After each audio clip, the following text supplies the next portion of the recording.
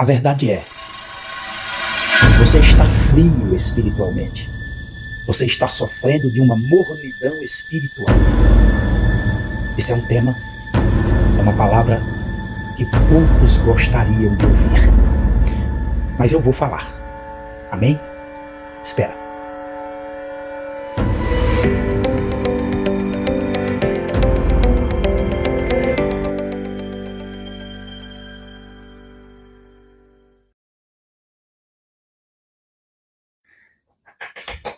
Vamos lá. A frieza espiritual emite sinais, você percebe.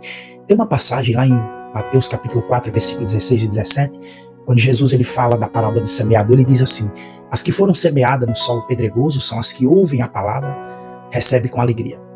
Todavia não deitam raízes, antes duram pouco. Depois aparecem as dificuldades ou as perseguições por causa da palavra, e logo essa pessoa, ela se escandaliza. Tem outra palavra que Jesus ele diz assim, você conhece: e por se multiplicar a iniquidade, o amor de muitos esfriará. Mateus capítulo 24, versículo 12. Olha, o esfriamento espiritual, pessoal, ele pode ser traduzido como a perda da paixão pelo evangelho, a perda do primeiro amor. A pessoa ela vai se distanciando de Cristo. Infelizmente, qualquer cristão está sujeito a esfriar-se na fé. Um organismo vivo, para ele se manter vivo, ele precisa manter a sua temperatura normal. Assim também, queridos, é o crente. Ele precisa se manter fervoroso. A sua fé fervorosa para se manter em Cristo, vivo espiritualmente. A frieza espiritual é sem dúvida uma das piores coisas na vida do crente. Ele perde totalmente a vontade de orar, ele perde totalmente a vontade de ler a Bíblia, de ir à igreja, de cantar louvores, de glorificar a Cristo Jesus. E sem contar que outras coisas vão entrando de forma sorrateira e ocupando o lugar de Deus na vida do cristão.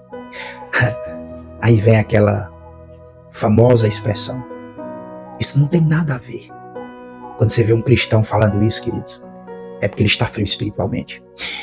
Ninguém fica frio na fé da noite para o dia. A frieza espiritual é um processo longo, mas aponta para um desleixo espiritual diário. Isso vai sendo visto no abandono gradativo da leitura da Bíblia, da oração. A pessoa começa a não ir mais com frequência na igreja. Eu vou fazer aqui uma comparação com o gelo. O gelo, ele demora um tempo para mudar o seu estado da água para o gelo. A água está ali, vai demorando até ela petrificar e virar gelo. Assim também é o que acontece conosco, que somos cristãos recém-convertidos, ou até que já temos um tempo de caminhada cristã. Crentes frios na fé, queridos, eles começam a encarar o pecado como algo natural. Eles não conseguem mais experimentar o arrependimento. Crentes frios, eles não têm mais a disposição de buscar a Deus com lágrimas e nem mesmo choram mais pelos seus pecados. Na verdade, eles estão bem mais envolvidos com este mundo e a sua glória do que com a presença e a glória de Cristo, o Senhor. Preste atenção. Existem dois tipos de frieza espiritual. Uma que eu chamo de frieza velada e a outra que eu chamo de frieza revelada. Isso é muito sério, pessoal. Significa que há crentes que estão frios por dentro, mas eles mantêm um véu por fora, velando, escondendo, disfarçando o seu triste estado de frieza interior. Eu estou me referindo aos religiosos. São pessoas que zelam meramente pela religiosidade, mas no seu íntimo, no seu interior, elas não possuem mais vida com Deus. Há, por outro lado, aqueles que se tornaram declaradamente frios, incrédulos, uma vez que passaram agora a relativizar publicamente a palavra de Deus, o Evangelho, e a igreja é a turma do não tem nada a ver. Mas tem uma boa notícia. A boa notícia é que há remédio para curar e evitar que a gente não caia nessa frieza espiritual. Só que, para isso, não existe outra receita a não ser começar a convergir para a direção oposta em que se está indo. Eu estou falando em voltar ao primeiro amor.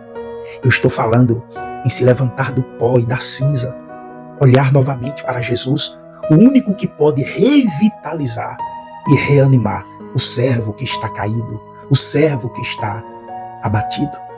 Em outras palavras, queridos, é necessário um esforço da sua parte. É necessário uma determinação da nossa parte, lógico, acompanhada de uma ação do Espírito Santo para nos levantarmos e partirmos novamente em direção a Jesus e a sua palavra e a oração. A palavra de Deus, ela nos ordena assim, olha, nunca falte o zelo, sede fervorosos de espírito, servindo ao Senhor. Isso está lá em Romanos, no capítulo 12, no versículo de número 11. Pastor, o Senhor disse que há sinais do esfriamento. Quais são esses sinais, as evidências do esfriamento espiritual? Um deles, o esfriamento do amor. A palavra de Deus diz assim, olha, e por se multiplicar a iniquidade, o amor de muitos esfriará. Essa passagem se encontra em Mateus, no capítulo 24, verso 12. E nesse contexto, Jesus colocou o esfriamento do amor em decorrência da multiplicação da iniquidade entre os sinais que caracterizam um período em que ele chamou de o princípio das dores. Os sinais citados por Jesus foram, vamos analisá-los. Jesus fala nesse período do surgimento de falsos profetas, falsos cristos. Ele fala de guerras e rumores de guerras. Ele fala em conflitos internacionais. Ele fala de miséria, fome, catástrofe naturais, ferozes perseguições contra a igreja. Esfriamento do amor por causa da multiplicação da iniquidade. Ele fala também da expansão mundial da pregação do Evangelho. Está lá em Mateus, no capítulo 24, versículo 4 até o 14. Jesus disse que após essas coisas, o fim virá. Mateus 24, 14. Isso significa que esses sinais, eles servem para apontar a aproximação do final dos tempos. Isso porque o princípio das dores é um período que se estende desde Cristo até os nossos dias e precede imediatamente a grande tribulação. Mateus 24, 15. Você pode encontrar até o versículo 28. Inversamente, proporcional à multiplicação da iniquidade, está o que a Bíblia chama de esfriamento do amor. Então, o óbvio, quanto mais iniquidade, menos amor. Quanto mais iniquidade, menos amor. Existem até alguns comentaristas que preferem interpretar essa declaração de que por se multiplicar a iniquidade, o amor de muitos esfriará. Muitos interpretam como sendo um aviso de algo que aconteceria dentro da igreja visível. Assim, o foco estaria justamente na questão da apostasia e na crise entre a cristandade. Então, isso significa que, apesar da iniquidade se multiplicar e o amor de muitos se esfriar, há ainda aqueles em cuja vida arde ainda o genuíno amor, a chama do amor ao Senhor, ao Evangelho, ao próximo, continua queimando na vida de algumas pessoas. Esses não são meros cristãos professos, comprometidos. Também haverá um esfriamento, um aprendizado da palavra de Deus. Temos visto isso nos nossos dias. A Bíblia diz assim: como aconteceu nos dias de Noé, assim também será nos dias do Filho do Homem. Aí continua dizendo: comiam, bebiam, casavam-se, davam-se em casamento, até o dia em que Noé entrou na arca e veio o dilúvio e os destruiu a todos. Aí conclui dizendo: assim será no dia em que o Filho do Homem se há de manifestar.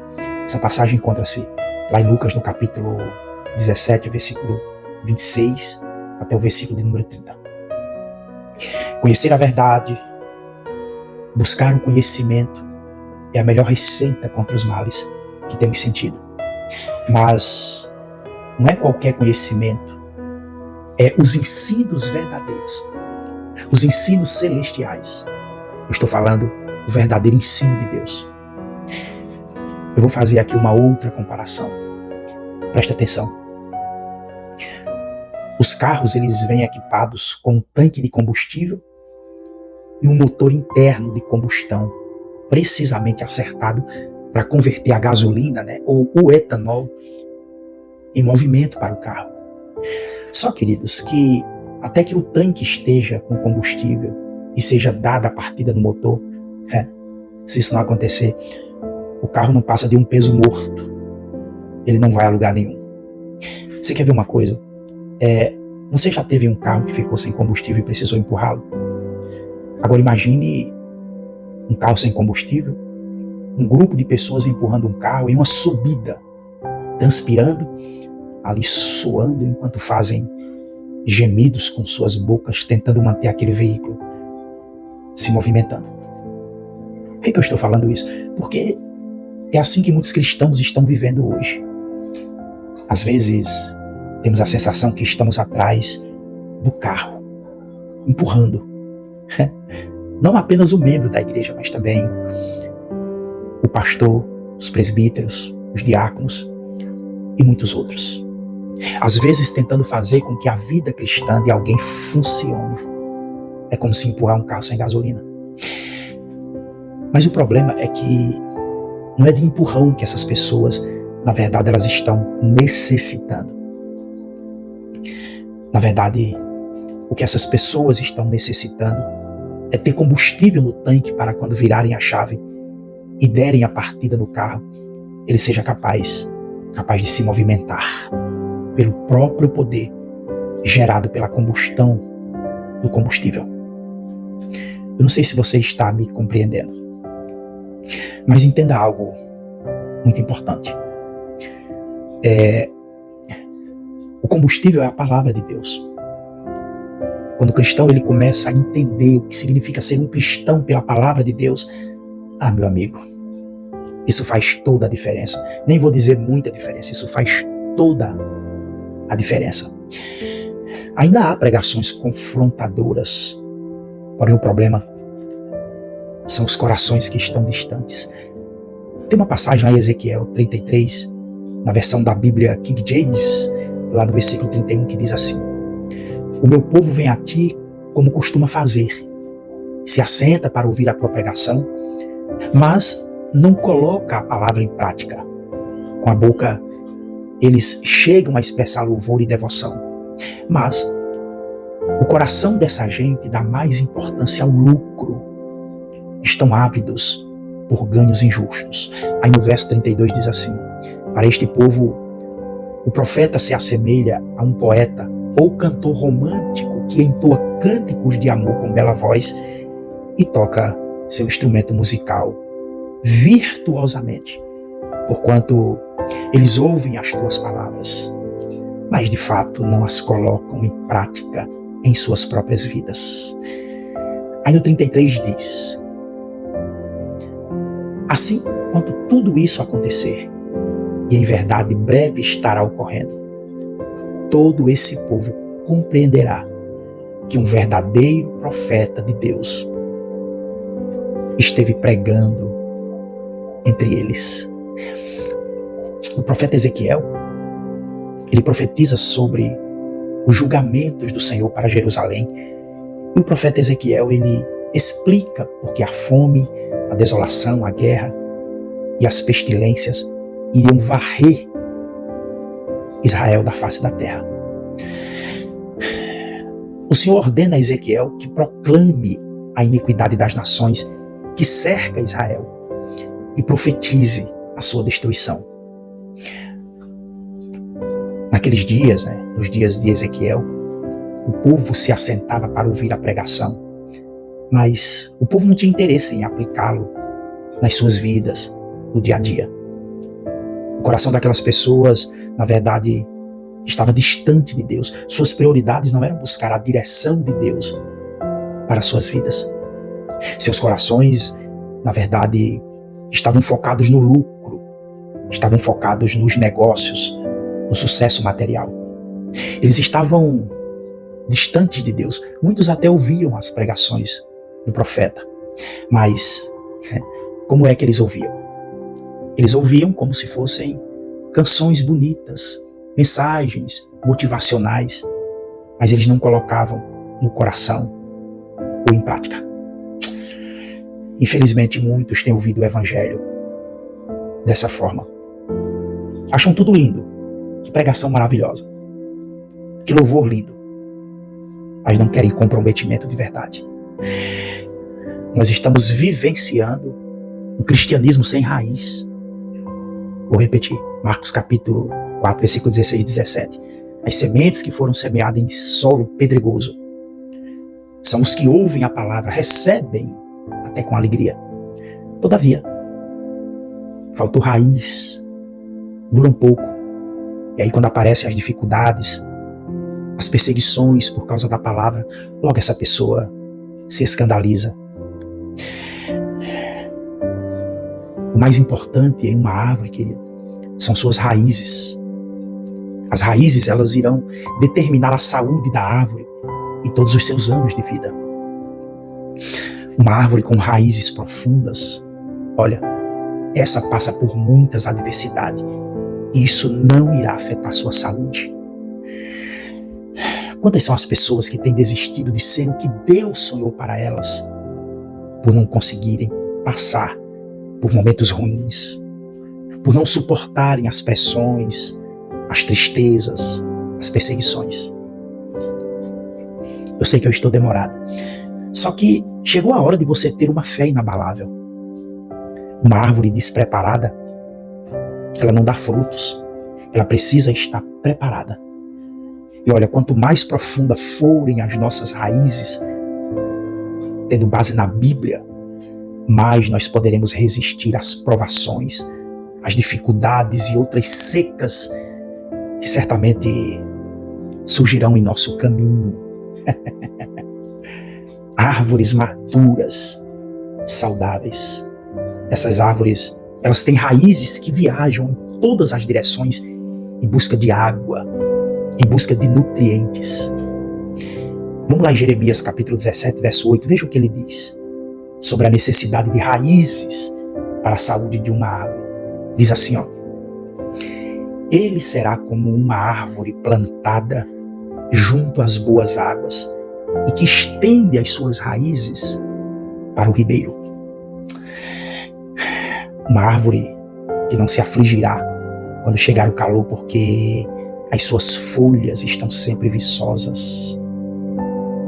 Ela não sofre de ansiedade durante o ano da seca, e muito menos ela deixará de dar o seu fruto. Vou falar. Muitos estão vivendo uma mornidão espiritual. Você está frio espiritualmente. Você está morno. Esse é o estado que muitos atingiram, vivendo nesse mundo, e mesmo estando dentro da igreja. Quando entendemos que a carta à igreja de Laodiceia é profética e expressa o último estado do testemunho cristão na terra, percebemos que muito do que ela diz cai como uma luva para os cristãos dos dias atuais. O versículo é este. Preste atenção. Conheço as tuas obras, que nem és frio nem quente. Quem deras fora frio ou quente. Assim porque és morno, e não és frio nem quente, vomitar-te-ei da minha boca. Como dizes, rico sou e estou enriquecido, e de nada tenho falta. E não sabes que és um desgraçado e miserável, pobre, cego e nu. Apocalipse capítulo 3, versículo 15 até o 17. Alguém morno, uma pessoa morna, é como um morto. Não tem sentimento, não tem sensações, apenas se deixa levar.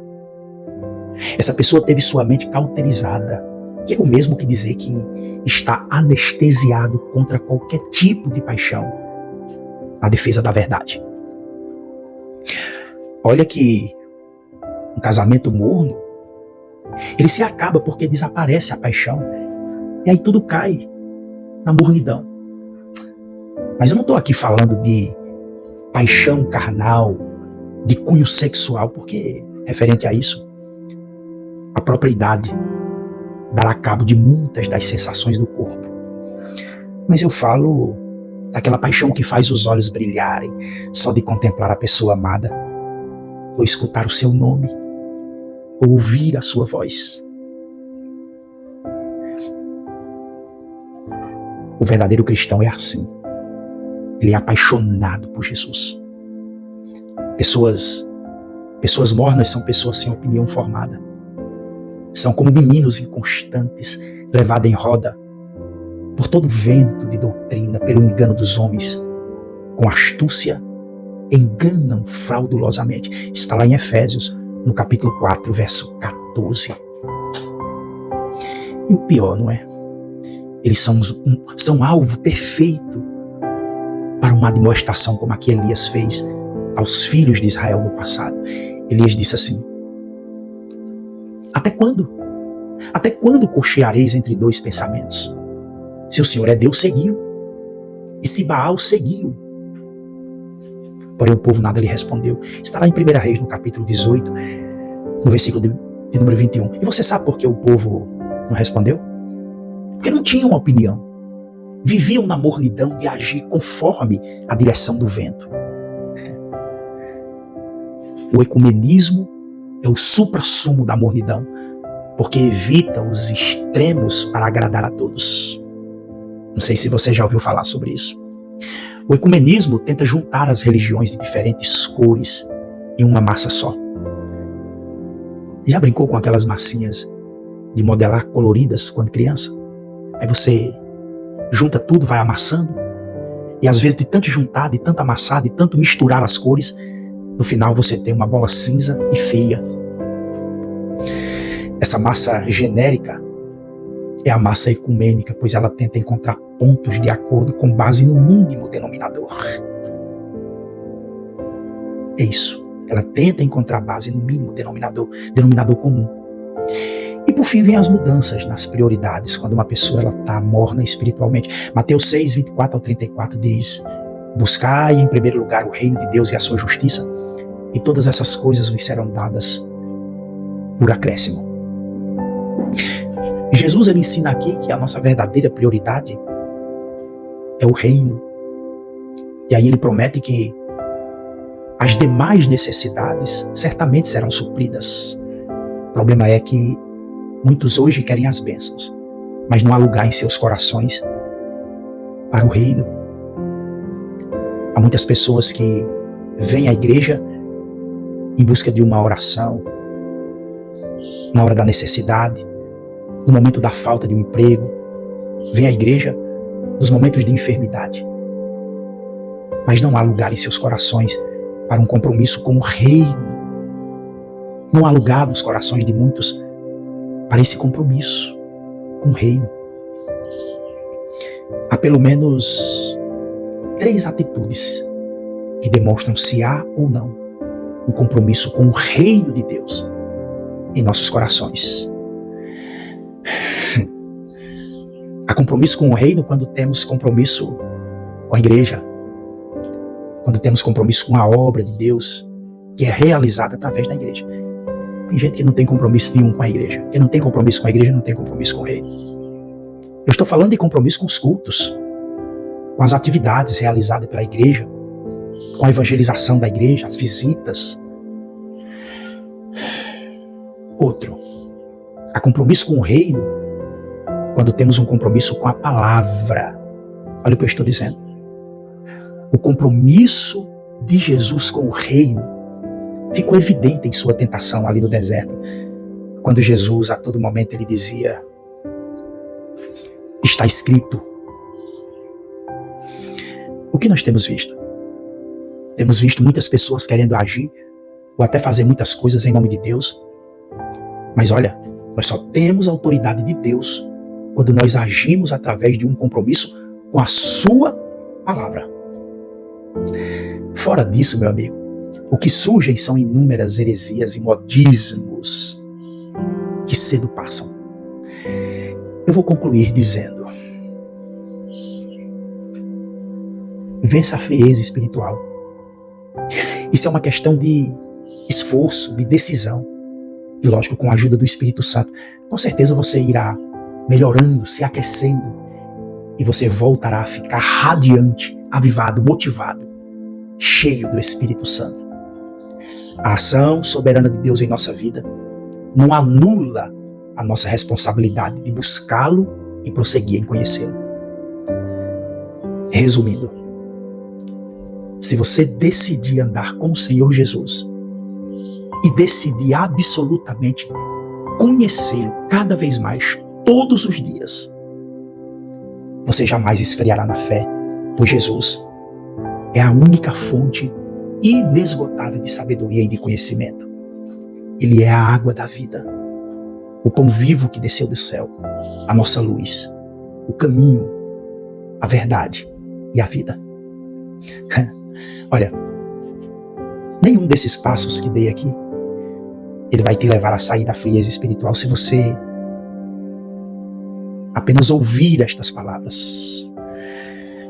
Na verdade, você precisa colocar a mão no arado, colocar a mão na massa, buscar o Senhor.